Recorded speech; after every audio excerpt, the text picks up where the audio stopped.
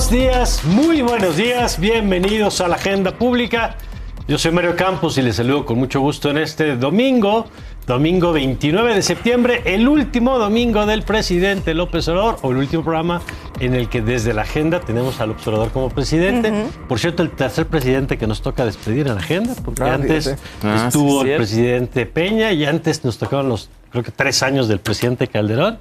Y bueno, mucho que analizar, querido Javier. Buenos días, ¿cómo estás? Muy buenos días a ti, el auditorio. Maite, hola, Claudio. buen día, Claudio, buen día. Muy contento, mesa completa. Mesa completa. Y bueno, vamos a empezar con el cierre. Obviamente vamos a platicar de la llegada de la presidenta Claudia Sheinbaum. Pero ¿cómo cierra López Obrador esto? Yo veo, Javier, que termina, por un lado, con la aprobación bien en sus temas, en su agenda, sacando la agenda legislativa que él quería con el tema de Guardia Nacional, por ejemplo. Pero veo que también tiene algunas de las carencias que lo marcaron todo el sexenio. Termina hablando de Calderón y García Luna, como empezó, ¿no?, en la semana. Termina desapegado de causas que no son las suyas, como el tema de los damnificados, ahora en el caso de Acapulco y de algunos otros estados. Y termina un presidente sin dejar el reflector hasta el último minuto, que vamos a verlo un poquito más adelante, tiene efectos en la llegada de Claudia Sheinbaum. Pero ¿tú qué ves? Yo creo que el presidente López Obrador termina mucho mejor de lo que lo hubiera esperado. De hecho, lo único que le faltó para acabar así en una época grandiosa es morir siendo presidente. Para que ya hay que dar ahí. La verdad es que sí, nos guste o no nos guste lo que hizo, su aprobación está por las nubes, el cariño que le tiene la enorme población es enorme, es casi una religión esto. Si el día 15 de septiembre que estaba en el Zócalo o en cualquiera de las giras que está haciendo al día de hoy, hubiera dicho, ¿verdad que quieren que me quede? La gente diría, sí, que se quede más tiempo y a ver quién va y lo saca de Palacio Nacional. Nadie. Entonces sí creo que él está acabando tremendamente bien en términos de popularidad. Sí también creo que hubiera acabado aún mejor si hubiera tenido un gabinete más eficiente. Y te hablo particularmente de las secretarías de salud, de las secretarías de educación, donde veo sus mayores rezagos. Seguridad. Seguridad, también seguridad Salud, ciudadana. educación, seguridad. Y la parte que ahora es justamente con tanto peso, con tanto aplomo, incluso dictando la agenda legislativa de las 100 semanas que es lo que va a pasar, me cuesta trabajo entender o creer que el presidente, después de esa dinámica tan acelerada, va a bajar el switch por completo. Se baja el switch, se apaga como un celular. No lo veo así. Entonces, habrá que ver ¿qué espacios ocupa? ¿Qué espacios ocupa y cómo los ocupa desde Chiapas o desde donde esté? Porque veo que también mucha gente lo va a buscar y va a hacer declaraciones. O sea, no lo veo que se apague de un momento a otro, ¿no? Bueno, incluso sí viviendo al día de hoy en Palacio Nacional. Sí, que yo no entiendo por qué. Y que la presidenta diga que a lo mejor le da unos días más. El presidente no tiene por qué pasar un minuto después del 30 de septiembre. Que más tarde había dejado una residencia oficial para su sucesor fue Vicente Fox, a Calderón. ¿Y cuánto tiempo? Mes y medio antes. Wow. Mes y medio antes. Habrá que hacer muchas adecuaciones siempre a los Pinos por las familias. Aquí Claudia, pues, nada más vive con su marido. Pero aún así, el presidente sigue habitando Palacio Nacional, y así lo reconoció el viernes pasado. Sí. Es un presidente que acaba, digamos, por las nubes, como digo, y tendrá un peso muy importante en los años por venir. Bueno, él y su hijo, Andy Coresten Morena, que sería una especie de su sucesor. Pero habrá que ser muy interesante cómo Morena se alinea, porque Morena, al final de cuentas, son varias tribus. Sí. Y él era el que las amalgamaba y cuestionaba. Habrá que ver qué pasa con Morena, cómo la presidenta nueva, que es una gran noticia, una mujer presidenta, navega estas aguas. Y yo creo que va a necesitar mucho López Obrador de entrada para poder, digamos, gobernar. Y creo que la López Obrador cierra inimaginablemente bien. Pero fíjate, yo ahí, Maite, creo que uno de los logros de López Obrador fue poner el foco sobre la popularidad y no sobre la gobernabilidad. Sí. Porque varias herencias, ahorita decía Javier, el tema educativo, el tema de salud, el tema de seguridad, y la situación en muchos puntos del país es muy compleja para el nuevo gobierno, digamos, como saldo del actual. Sí, digamos que es inversamente proporcional, ¿no? Su popularidad es altísima y los resultados que le está dejando a Claudia y los retos me parecen inmensos en todas las materias. Yo no solo lo veo en educación o en salud, que quizá sean los que más cercanos tiene la población, y eso te hace preguntarte por qué la popularidad es tan alta si está lejos de las expectativas que nos habíamos generado.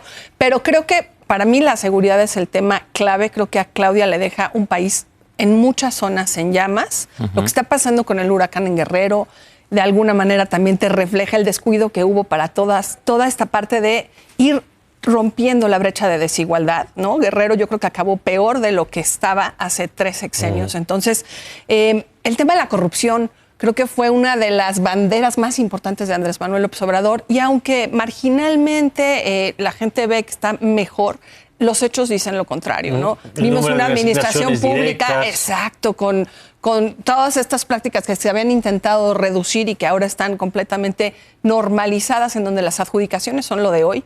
Y lo que creo es que pues no se va. Yo, cuando nos dabas esta opción de hablemos primero de la salida y luego de la llegada, me imagino, y haciendo el símil con lo de Palacio Nacional queda perfecto, de alguien que se quedó con todas las habitaciones casi ocupadas y le da quizá un cuartito, una cocineta y un baño.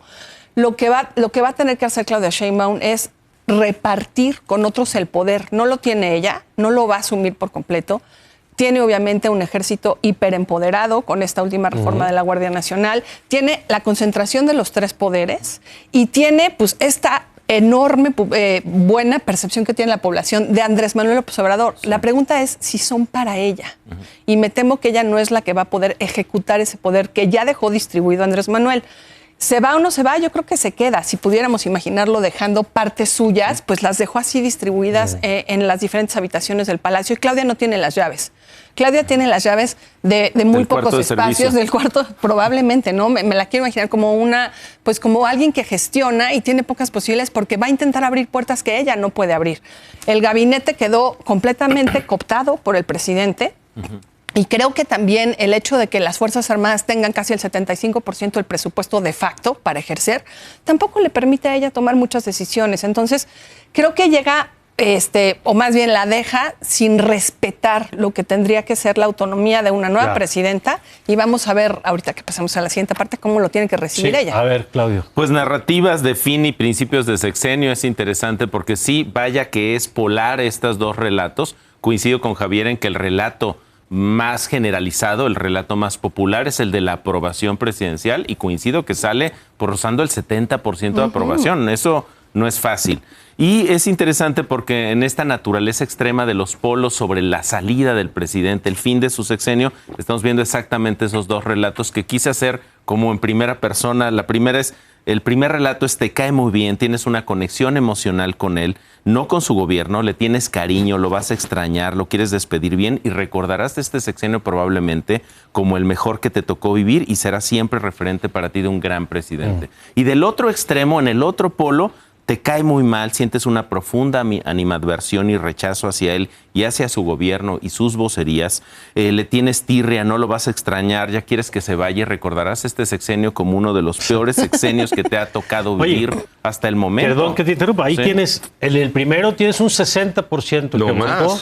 67. Pero en la votación. Ah, sí. O sea, en la votación un 60 votó más o menos por Claudia Sheinbaum, pero un 40% no votó por la continuidad. Ese es el otro extremo, porque de repente sí pareciera que es como un 90-10, pero no, es algo un poquito más 60-40, quizá un poquito 60 y tantos.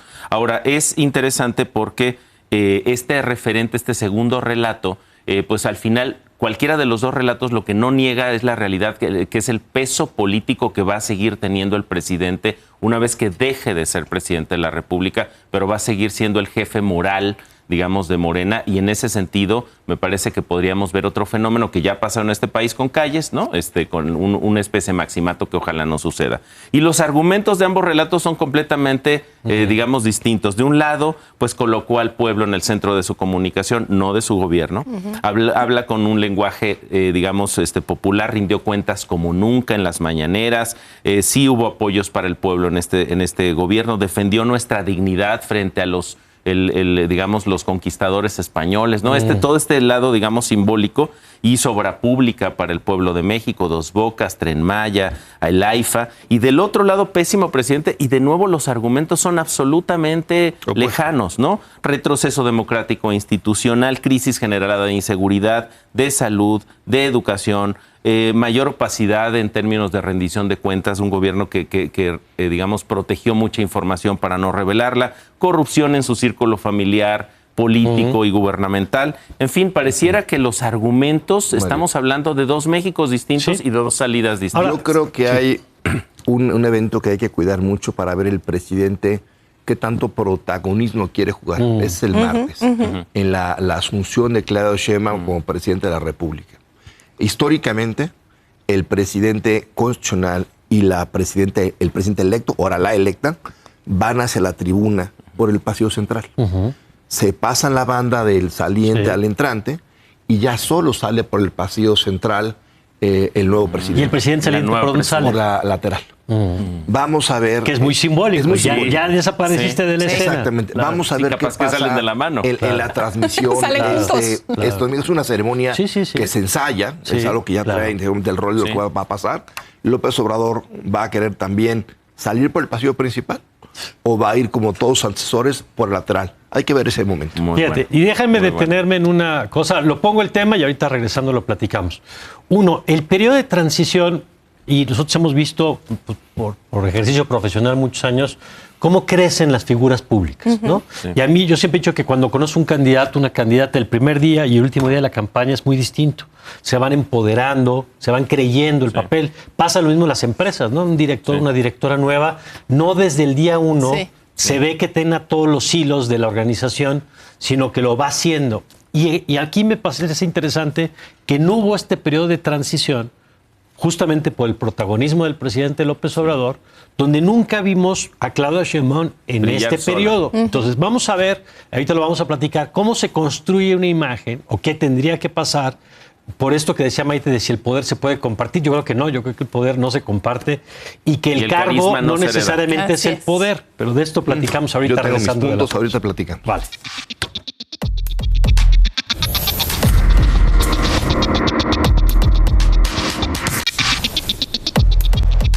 Ya estamos de regreso y platicábamos antes del corte de estos procesos de sucesión, que hemos visto muchos ya los que estamos aquí en la mesa, y cómo normalmente la figura del presidente saliente baja el reflector y va creciendo la del entrante, en este caso la presidenta Sheinbaum, y cómo estamos en una transición atípica. Y yo decía, Javier, que va a ser interesante esto de cómo se construye la imagen de la presidenta, incluso en temas como hasta el lenguaje, por ejemplo, ¿no? Porque el presidente tiene su cajita de palabras, ¿no? Los fifí, los conservadores, todo esto, cosa que hemos interiorizado, incluso críticos y apoyadores. Acabamos usando su lenguaje. Terminamos hablando, colonizó hasta el lenguaje el presidente, el observador. ¿Cómo ves ahí la llegada de la presidenta? ¿Cómo eran las transiciones antes? Las transiciones antes aparecía muy poco el presidente entrante, había muchas reuniones de equipo de trabajo y se daban sobre todo boletines de prensa y alguna cota rueda. Particularmente se anunciaba el gabinete una semana antes de entrar al poder. Aquí ha habido juntas de gabinetes, pero no públicas, no ha habido comunicados y ha habido varias ruedas de prensa de Claudia Sheinbaum dando a cuentagotas sus nombramientos. Y casi chacaleos, ¿no? Así en el automóvil, ahora, saliendo de un lugar. La transición, justamente como es un gobierno atípico, donde está anclada su gobernabilidad, no en los números, no en los logros, sino en el respaldo popular. La transición yo la entiendo como que te estoy pasando la estafeta, yendo a puros eventos populares con el resto del país, como que te vean que tú eres la vocera. Si me permites caricaturizar esto como el tema del Rey León, ¿no? Cuando anuncian que Simba. Entonces, yo lo que veo es una transición en las formas y con la militancia de López Obrador. Es una transición para su sector, para su movimiento. Y en estos sentidos... Una especie de investidura de la presidenta. En todo el país, todo el fin de semana, y videos muy emotivos de parte de ambos. Ella cada vez está posteando más videos con cómo le va con él. Entonces yo lo que creo es que está haciendo una transición en su estilo, con sus formas de comunicar, que le sirvieron no para la opinocracia, no para estudios económicos, pero sí para su amplísima base. Y es lo que están haciendo. Habrá que ver si funciona esa transición. Yo creo que sí va a funcionar, pero sobre todo habrá que ver si esa transición a ella le da, digamos, ya también el margen operativo en el gobierno. Claro. A ver, Claudio, ¿tú cómo la ves? Porque es interesante esto que dice Javier. Si hay una especie de decir, ella es la sucesora, ella es la heredera, incluso el presidente dando instrucciones transeccionales, ¿no? Esta misma semana aprueban extender lo de los autos irregulares, aprueban lo de la entrega de recursos a los extrabajadores del SME, o sea, decisiones que trascienden el sexenio todavía en la última semana de gobierno.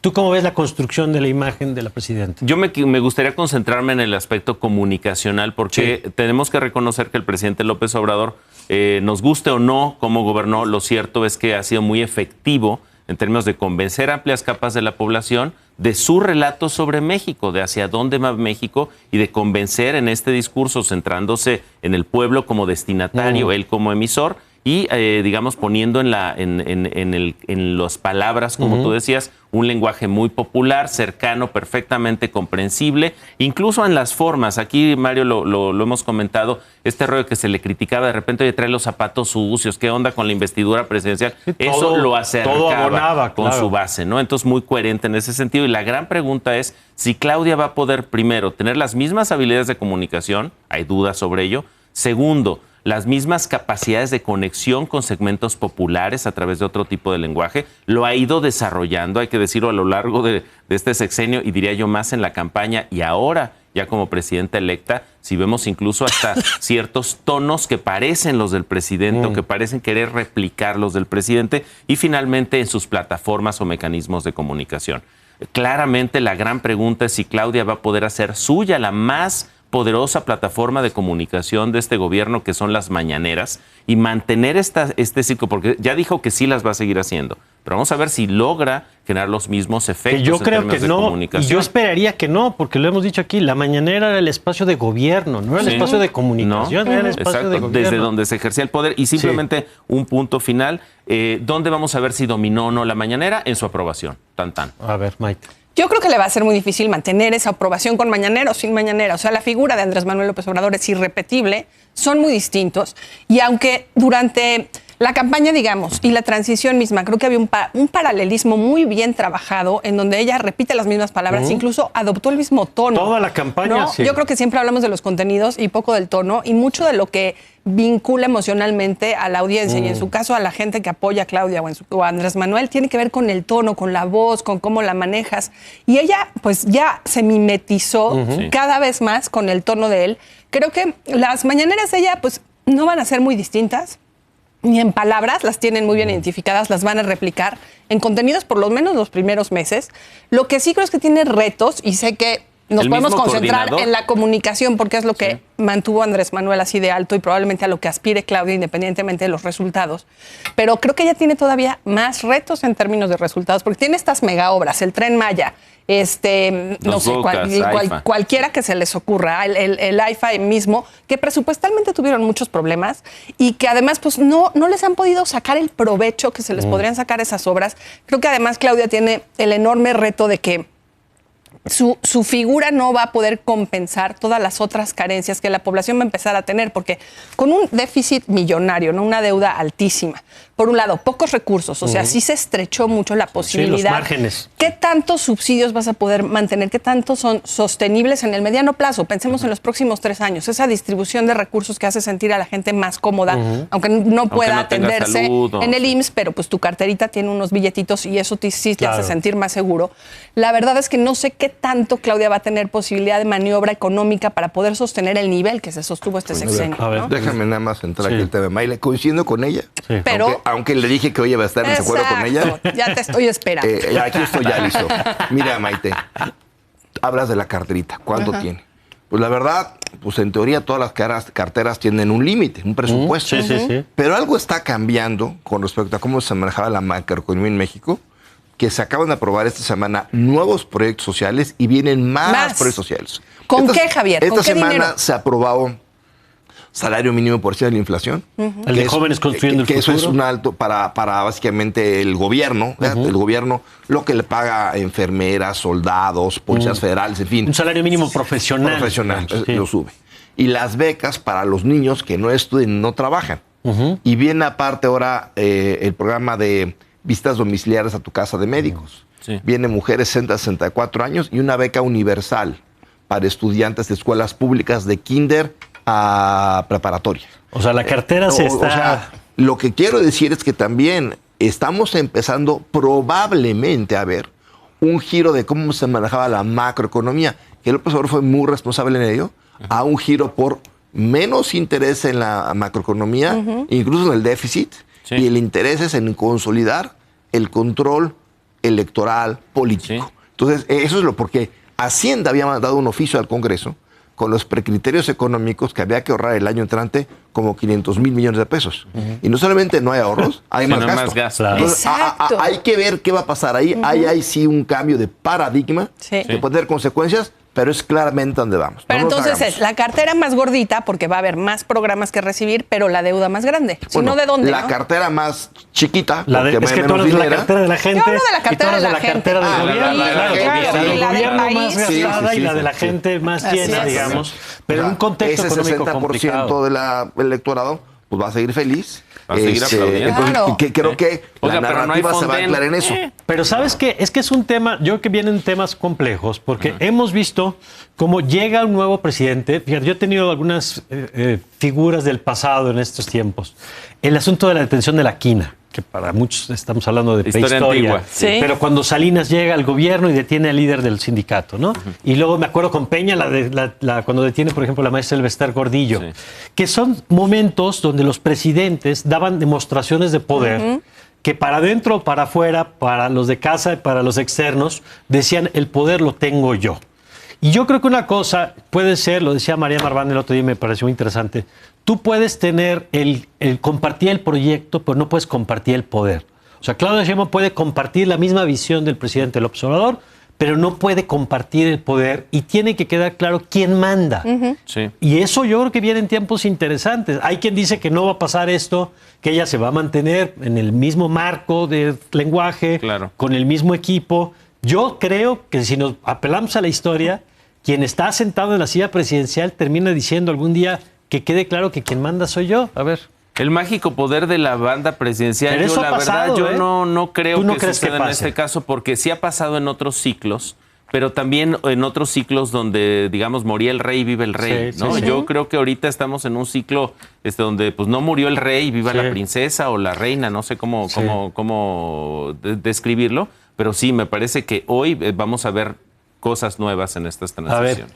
Mira, el equipo de transición, sí, es que la historia no nos va a servir, esto es totalmente distinto. Se reunía el del anterior presidente, aunque fuera el mismo partido, con el del nuevo y tenían diálogos y se entregaban cosas. Aquí me imagino al equipo del anterior presidente, que es un enorme equipo, con el equipo de la nueva presidenta, es decir, a 2 o 3 personas nuevas, los anteriores se autoentregan lo que hay que entregarse. Entonces, bueno, ahí yo creo que la distribución de poder tiene más que ver con que no lo tiene Claudia. Yo siento que hoy el poder lo tiene todavía Andrés Manuel en términos de la comunicación, la popularidad y cómo incluso está planeando la sucesión de Claudia en los próximos años. ¿Sí? Y la tienen las Fuerzas Armadas. O sea, yo sí creo que es necesario que lo digamos, porque no solo es el tema de seguridad que nos quedó completamente claro y que está ya en la Constitución, es el tema de la administración pública, ¿no? ¿Quién maneja los recursos y cómo? Oye, y yo agregaría el tema del Congreso, Javier, tú conoces bien el tema. Me llama la atención, creo que los que más han empoderado de la elección para acá se llaman Adán Augusto López y Ricardo Monreal. Yo los veo mucho más empoderados a ellos, por ejemplo, que han tenido este protagonismo ahora con las reformas, que en el entorno de la presidenta electa, que por ejemplo, si uno piensa en el gabinete nuevo, ¿no? En la secretaria de Gobernación, el canciller, el secretario de Economía, que suelen ser de alto perfil, un Marcelo Ebrard, pues no los vemos mucho, digamos, a ver. A ver, sí han agarrado un perfil muy alto los rivales de Claudia Sheinbaum, los opositores de la contienda, como coordinador de diputados, como coordinador de senadores, pero que ellos sean... Y presidente del Senado, Fernández Noroña, o sea, tienes ahí 3 corcholatas. Sí, pero Fernández Noroña es gente de Claudia. Yo lo que diría, Adán Augusto y Ricardo Monreal están teniendo, sí, muchos reflectores, pero no necesariamente el control de sus bancadas.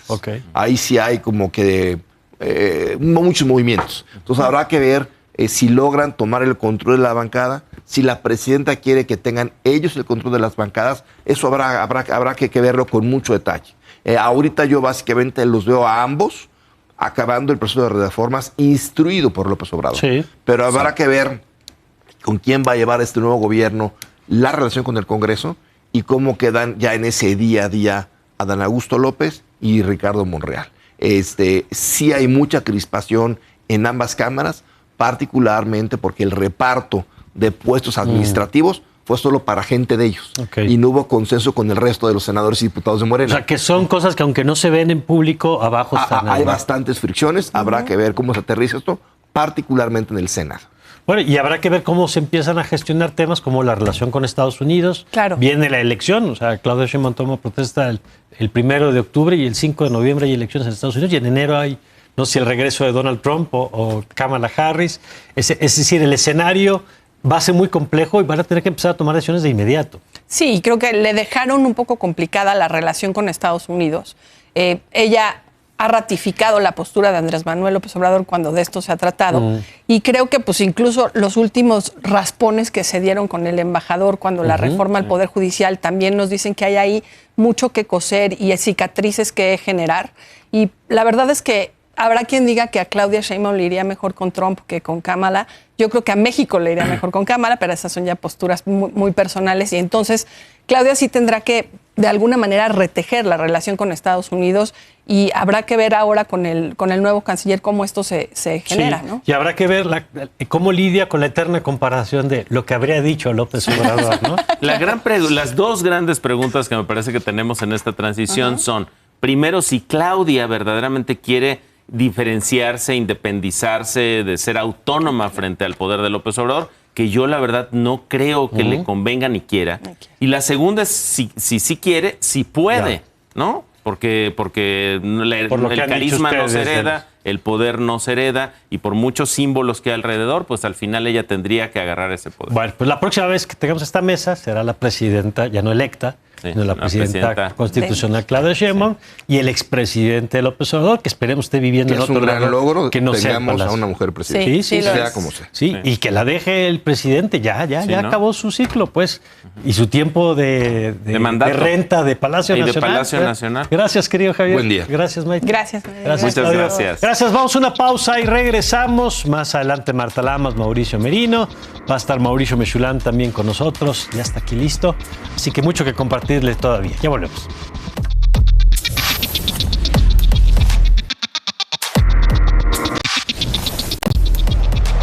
Ya estamos de regreso y saludo a mi querida Marta Lamas. Marta, ¿cómo estás? Muy buenos días. Hola, muy bien. Hola, Mauricio. Mauricio, ¿cómo te va?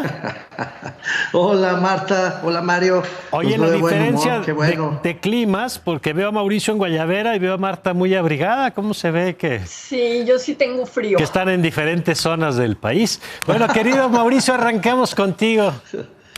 Sí. Oye, Mario, fíjate que, la semana pasada hablaba yo del tema de la persistencia necia de la corrupción y de sus causas, porque a todas luces pues será uno de los temas recurrentes, ¿no? A la hora de arrancar este gobierno. Pero el gobierno de Claudia Sheinbaum, quiero decir, sí, lo que viene a partir del martes. Pero el 18 de septiembre me pareció interesante presentar estos datos hoy, como para ir atisbando por dónde pueden ir las cosas, ¿no?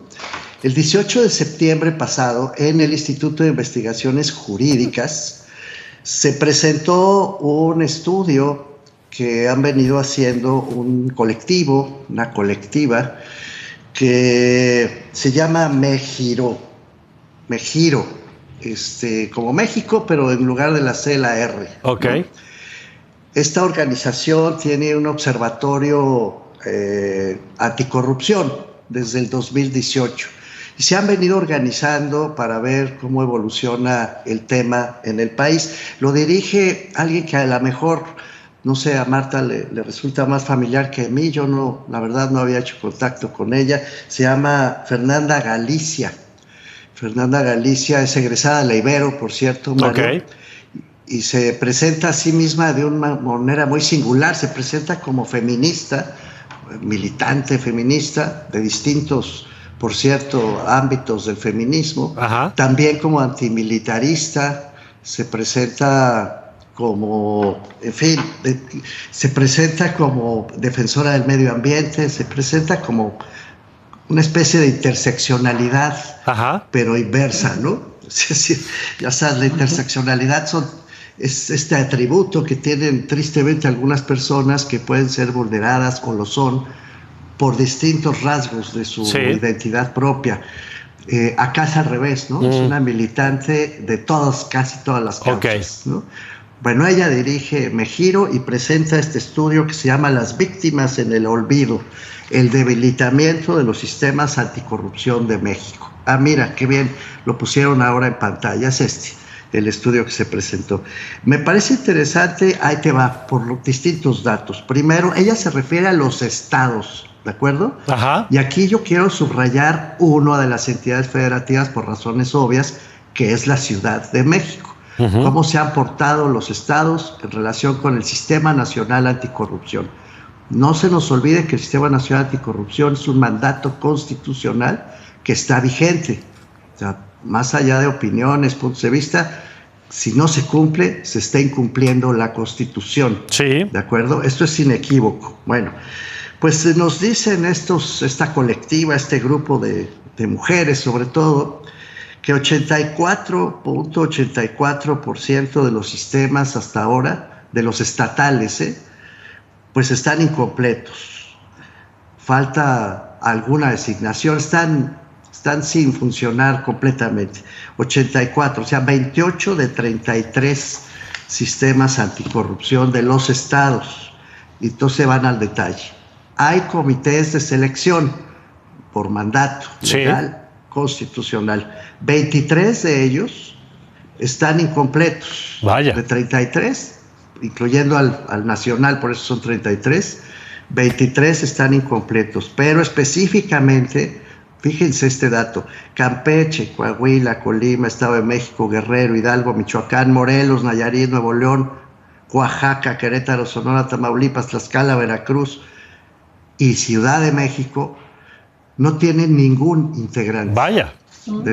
De los, comisiones, luego del Comité de Participación Ciudadana, es decir, las y los ciudadanos que otra vez, que por mandato constitucional deberían estar trabajando para convocar a la sociedad, etcétera, en torno al combate a la corrupción. 66%, 22 se encuentran incompletos, Mario, Marta, 20, caramba, ¿no? Bueno, pero 8 no tienen a nadie. O sea, no hay integrantes del comité. Y adivinen, Ciudad de México entre ellos. También Colima, Guerrero, Querétaro, Nuevo León, otra vez Oaxaca, Sonora, Veracruz. Pero me llama mucho la atención Ciudad de México. No hay, además, secretarías ejecutivas, que son, digamos, la parte operativa de los sistemas anticorrupción. 24%, ¿no? Hay un poco menos que los otros números, pero sí, ya saben ustedes por dónde voy. Hay 8 que están de plano vacantes y Ciudad de México está entre ellas, junto con Baja California, Hidalgo, Nuevo León otra vez, Oaxaca, Puebla y Sonora. Por último, las comisiones ejecutivas, es decir, grupos de trabajo que también están ordenados por la ley. Y ya saben, 39% de los estados está inoperante, no funcionan. Y en estos 13 sistemas que no tienen comisión ejecutiva tampoco está Ciudad de México. Bueno, aparte del anuncio de yo diría casi inminente desaparición del INAI, con el sistema anticorrupción no se ha dicho nada, no se ha dicho que vaya a desaparecer, por el contrario, no está en el plan C.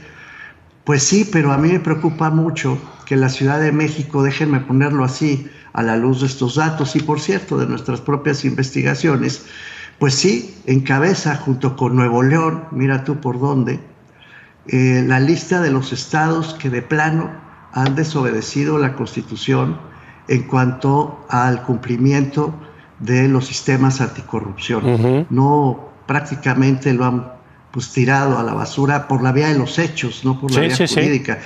Nos consta además, todo el plural, porque Marta también estuvo en su momento en aquellas deliberaciones, que la Constitución de la Ciudad de México incorporó estos temas a su texto y fue aprobado. El derecho a la buena administración fue aprobado íntegramente en la Constitución. Pues ni así. Tampoco se está cumpliendo en la Ciudad de México con estos mandatos constitucionales.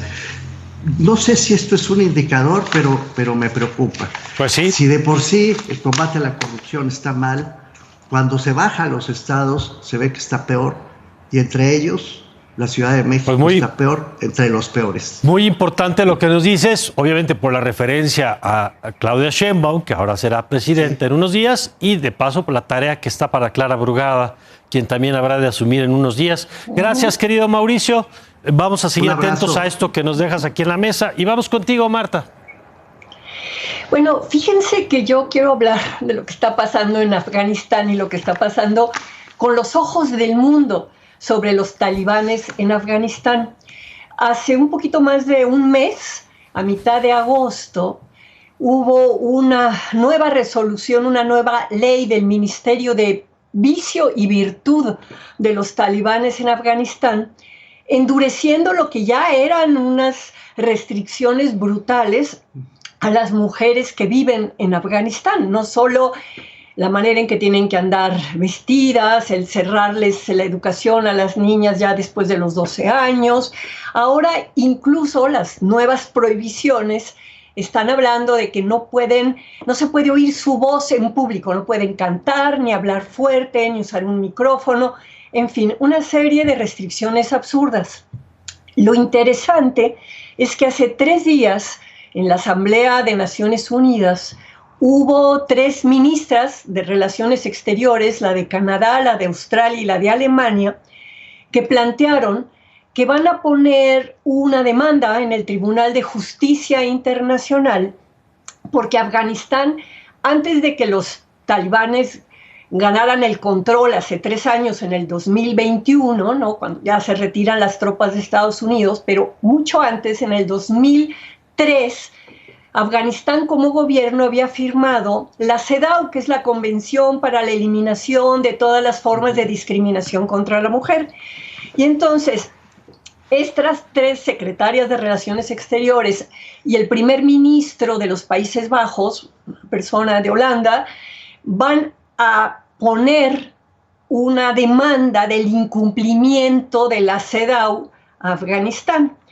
Digo, a lo largo de estos años, desde que llegaron los talibanes, ¿no?, ha habido grupos de mujeres afganas que viven fuera de Afganistán y de mujeres de muchas partes del mundo que han estado denunciando las barbaridades del régimen talibán en contra de las mujeres.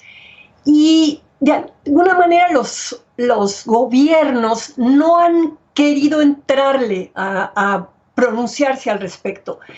Y ahora hay una crítica a que incluso Naciones Unidas había tenido algunas reuniones con los talibanes para tratar otros temas, no de mujeres evidentemente, como haciéndose ojos ciegos con respecto al tema de las mujeres. Pero ya llegó como a un límite esto con la última resolución. Entonces la idea de poner una demanda en la Corte Internacional de Justicia, no sé si va a ser en la Internacional de Justicia o en la Corte Penal, porque hay 2 cosas. Hay quienes están acusando a los talibanes de genocidio y de crimen de guerra, la manera en que están tratando a las mujeres, y la otra es la violación a la CEDAW. Son 2 caminos distintos porque son 2 cortes que hay en La Haya, ¿no? Ya. Pero lo interesante es la presión política en donde ya, digamos, 4 gobiernos, Canadá, Australia, Alemania y los Países Bajos, están diciendo es insoportable ya la situación de las mujeres en Afganistán y no es posible que gobiernos como China o como Rusia estén haciendo negociaciones con ellos sin exigir el mínimo de respeto a los derechos humanos de las mujeres. Entonces, es muy interesante lo que acaba de pasar hace 3 días en Naciones Unidas y es de aplaudir que Canadá, Australia, Alemania y Países Bajos empiecen a decir no podemos seguir callados frente a las violaciones que están ocurriendo en Afganistán. Y fíjate que leí hace unos días, Marta, que también están aumentando las restricciones a los hombres. Y entonces algunos hombres que no le vieron problema mientras las restricciones sean a las mujeres, decía, ahora empiezan a lamentar no haber dicho nada antes, ¿no? Entonces, claro, el tema de la barba, por ejemplo, y del pelo, ahora tienen ya que tener una extensión de la barba, ¿no? Todos. Exactamente, y el pelo lo tienen que usar de una forma especial, es decir, es que el ministro imagínate un ministerio del vicio y de la virtud, se llama así, ¿no? Entonces es una exageración del fundamentalismo religioso, porque hay otros países musulmanes que no están, digamos, teniendo ese tipo de restricciones. No, es muy impresionante lo que ocurre en Afganistán y qué bueno que ya se empieza a ventilar, que no es posible que las sociedades estén como diciendo, bueno, eso no nos atañe. Claro, ¿no? Claro que nos atañe. De acuerdo, bueno. Y entiendo que el reflector hoy está en otras partes del mundo, pero esto lleva muchos años ocurriendo y qué bueno que está empezando a ocurrir. Gracias, Marta, por traer el tema. Gracias a ustedes. Gracias, querido Mauricio. Estoy aplaudiéndole a Marta. Eso. Gracias, Mauricio. Gracias, Marta. Gracias. Bye. Nosotros vamos a una pausa y regresamos. Ya está aquí, usted no lo ve, pues ya está listo para saltar escena el doctor Mauricio Meshulam para contarnos como solo él sabe hacer los temas de lo que está pasando en el mundo. Ya volvemos.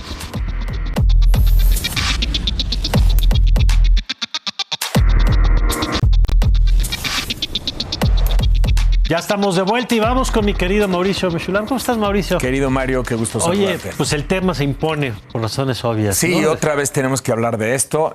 Definitivamente un ataque cataclísmico en todos sentidos, el asesinato de Hassan Nasrallah, el líder de Hezbollah. Por más de 30 años. Sí.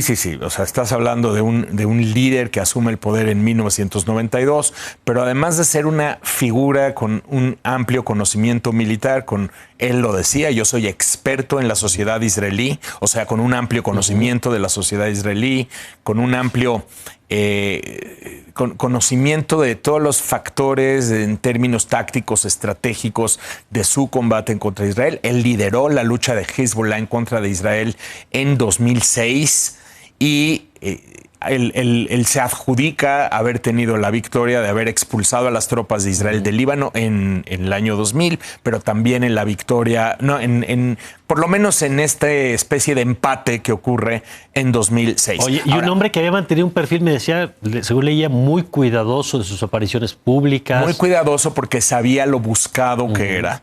Pero al mismo tiempo, déjame decirte, o sea, era uno de los mayores aliados de Irán en todos sentidos. O sea, él tenía contacto con las guardias revolucionarias iraníes, tenía un lugar en la mesa con el ayatollah Ali Khamenei, para que me lo entiendas así, en términos de cuál era la estrategia del eje pro-iraní en contra de Israel. Hezbollah era, por lo menos hasta hace unos días, estamos justamente en este proceso de tratar de entender qué está pasando con esa agrupación, pero Hezbollah era el mayor brazo de Irán en toda la región y Nasrallah era el líder de esta organización. Entonces, sí estamos hablando de un evento de dimensiones enormes, se está tratando de entender hasta qué punto esto genera disrupciones en distintos niveles. Primero, al interior del Líbano. No olvidemos que Hezbollah... O sea, Líbano hay que entenderlo como un estado fragmentado. O sea, mucha gente me dice, oye, ¿pero por qué Israel contra el Líbano? No es una guerra de Israel en contra del Estado libanés, aunque por supuesto que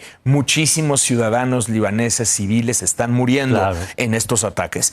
Pero el ejército libanés había quedado relegado por parte de este actor no estatal de carácter violento que es Hezbollah. Que ocupaba territorialmente. Y que ocupa un lugar en el gabinete y que ocupa también lugares en el Parlamento, compite por elecciones, gana. Entonces tienes el brazo político de Hezbollah que permanece, ahí está. Ese y brazo luego el brazo político. Armado. Y tienes el brazo armado que está siendo brutalmente golpeado en este sentido, más allá de la cantidad de ataques que Israel ha cometido en contra de Hezbollah, lo que está rompiendo Israel es su canal de mando, su canal de comunicación desde primero con los localizadores, los walkie-talkies, todo eso, y el canal de mando y sobre todo quién toma las decisiones, ¿no? Entonces, esta imposibilidad de entender qué está pasando realmente en Hezbollah y cómo pueden o cómo van a responder frente a otra circunstancia, sin duda es una enorme interrogante. Estaba yo escuchando una mesa en un centro de estudios de seguridad nacional en Israel en este momento, y una de las cuestiones que decían justamente, y me parece a mí con importante tino, dice, Nasrallah era nuestro diablo conocido.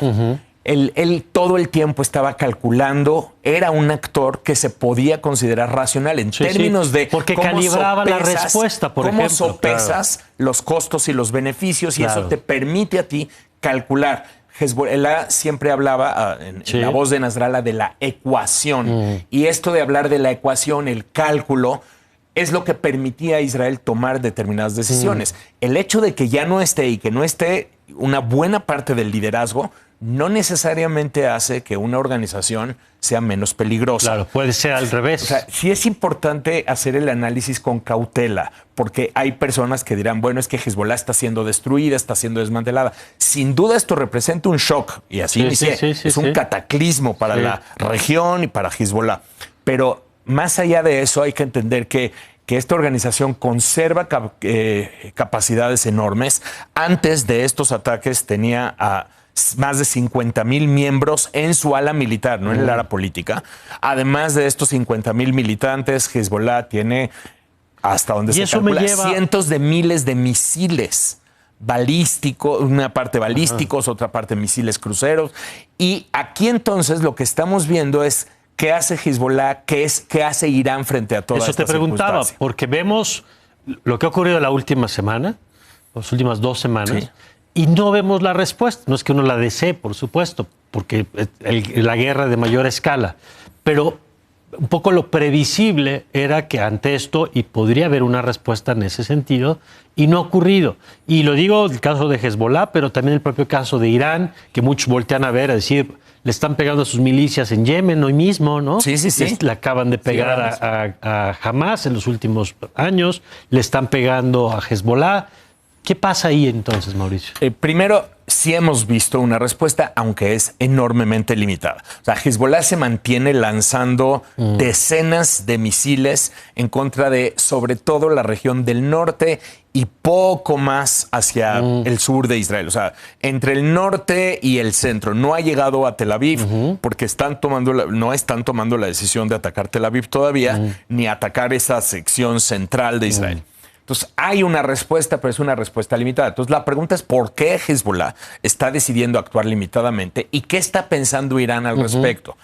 En los años de experiencia que tenemos cubriendo y analizando temas como estos, lo que te puedo decir, Mario, es que a veces, muy con la lógica que nos mueve a nosotros y que a veces mueve a los medios, ¿no? Como que esperaríamos una respuesta inmediata.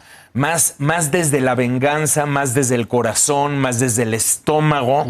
Y muchas veces estas organizaciones, y estoy hablando incluso de Al-Qaeda, estoy hablando de las distintas ramas de ISIS, por supuesto, Hezbollah, e incluso también pensando en un actor como Irán, a veces deciden estratégicamente no responder, porque ellos no están pensando en táctica, están pensando, a ver, ¿cómo estaba Israel? Haz una valoración de cómo estaba Israel hace un año en términos de su economía, en términos del turismo, en términos de su posicionamiento internacional y cómo está hoy.